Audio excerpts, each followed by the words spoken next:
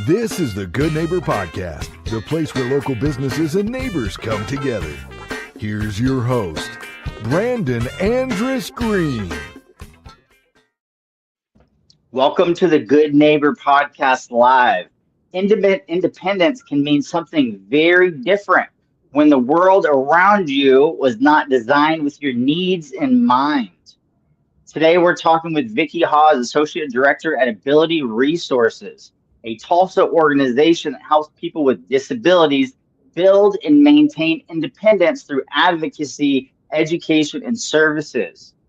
Vicki, welcome. How's it going? It's going great. Thanks for having me.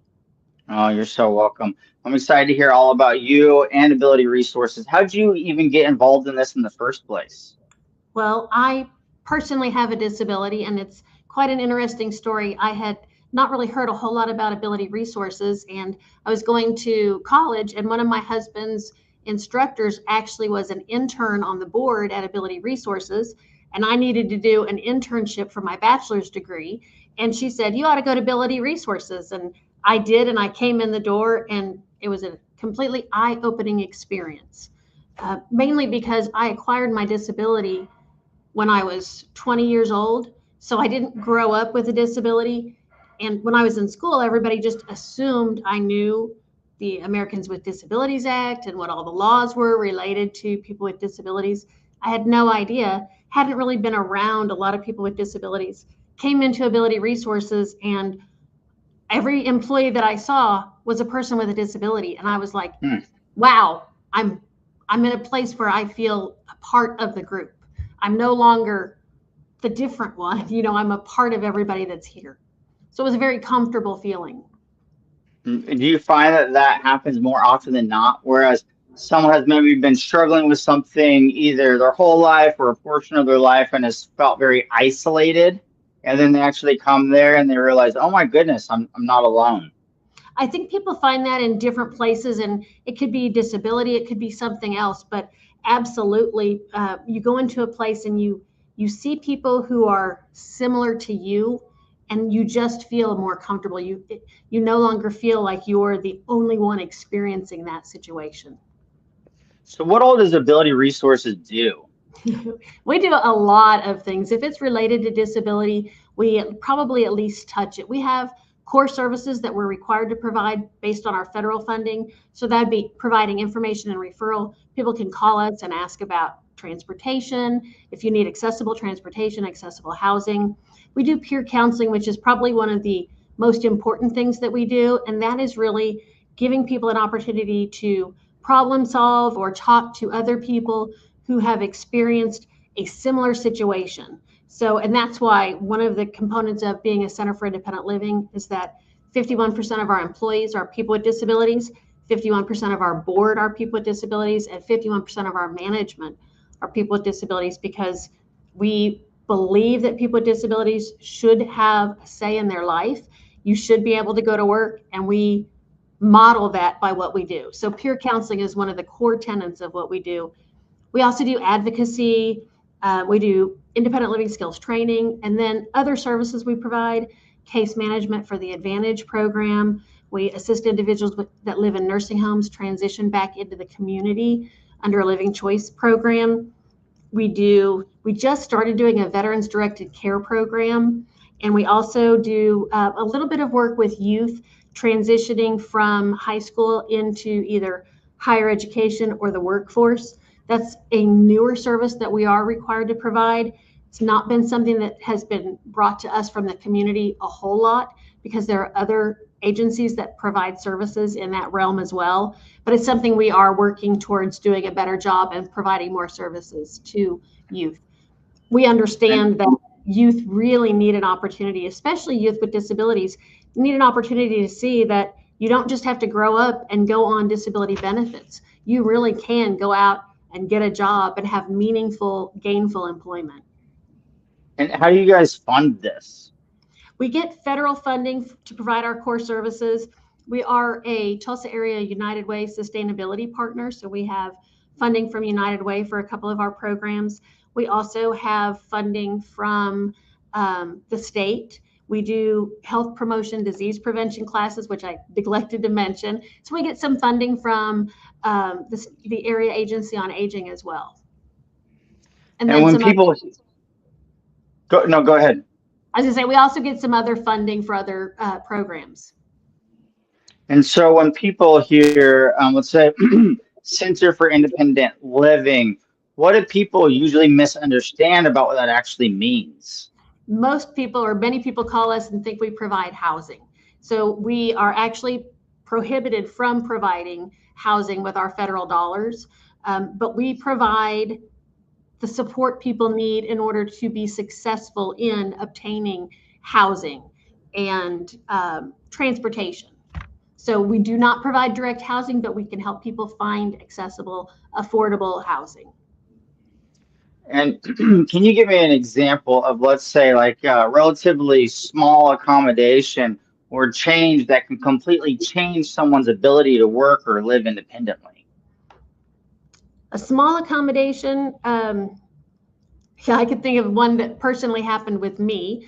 I was working at a different organization, and well, it was actually kind of a good story. I was working there and I had been working for a while. We moved from one location to another, and the one of the departments that was in charge of all of the computers and the equipment, they moved the printer to a location that was completely unusable for me. It was up really high, and I had to go and ask for a reasonable accommodation to have it lowered.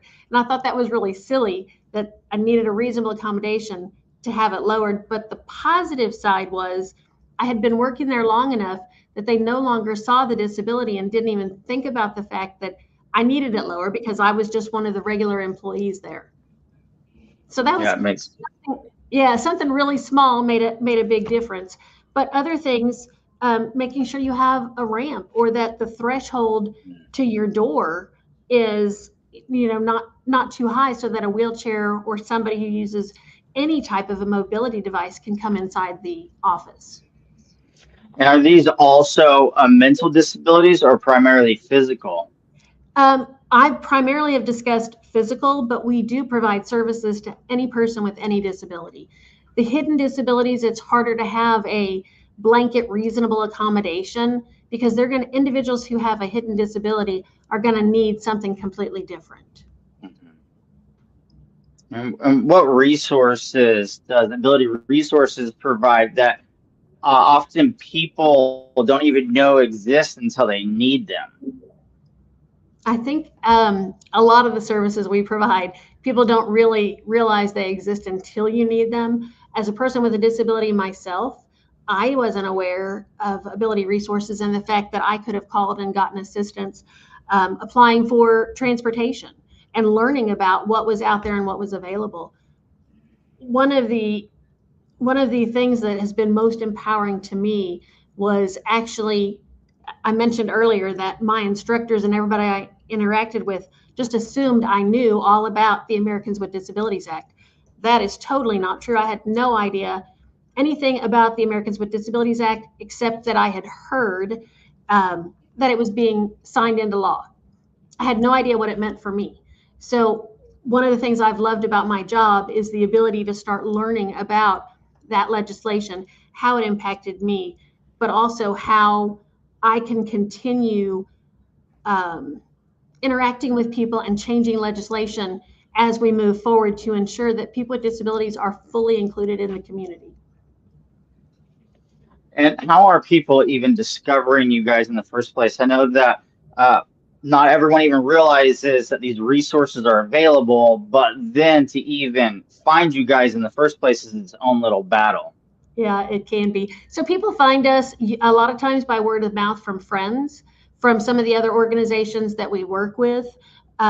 We go out and we do presentations. So we try to interact with groups that we know we can reach a lot of people with disabilities, but you can't reach everybody. So you're just trying the best you can to put your word out there. We do have an online presence. We're not really active on there. We are on Facebook, but word of mouth is probably the best way people are reaching out to us. But anybody could go to our website at abilityresources.org. And like I said, we are on Facebook. We are trying to be more active on social media. But that's a challenge because we're a fairly small organization.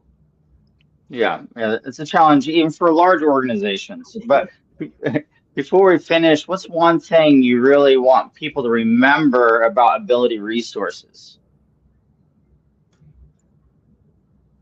I don't know that it's necessarily about Ability Resources directly, but one of the things that I would hope people remember and maybe connect to Ability Resources is that the community is better when you are fully inclusive and you have multiple people with different ideas, different abilities, different capabilities coming together. If everybody was all the same and had the same thoughts, you really don't have a lot of growth. So I really hope that people can remember Ability Resources and connect it with an organization that supports inclusive communities.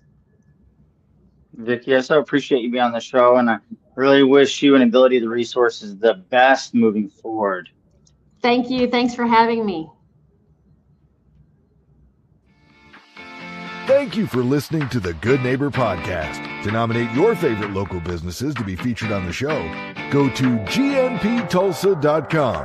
That's gnptulsa.com or call 918-301-6356.